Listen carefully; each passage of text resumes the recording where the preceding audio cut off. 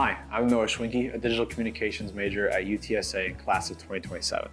I came to UTSA looking for more than a degree. I wanted hands-on experience and found that and so much more. As an Adobe Ambassador, I get to teach, create, and connect. I lead workshops and help students use creative tools to stand out, whether in class, on social media, or in their careers. And the best part is that these experiences have already opened doors for me and helped me land interviews and real opportunities in the industry. At the Paisano, our independent student newspaper here at UTSA, I wear a lot of different hats, mostly writing and photography.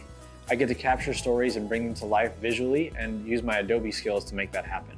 It's a fast-paced and collaborative environment, and I've learned how to tell stories that connect with people and students. UTSA's creative opportunities have helped me grow in ways I've never experienced as a storyteller, marketer, photographer, and a designer. I'm building not only a resume, but a career.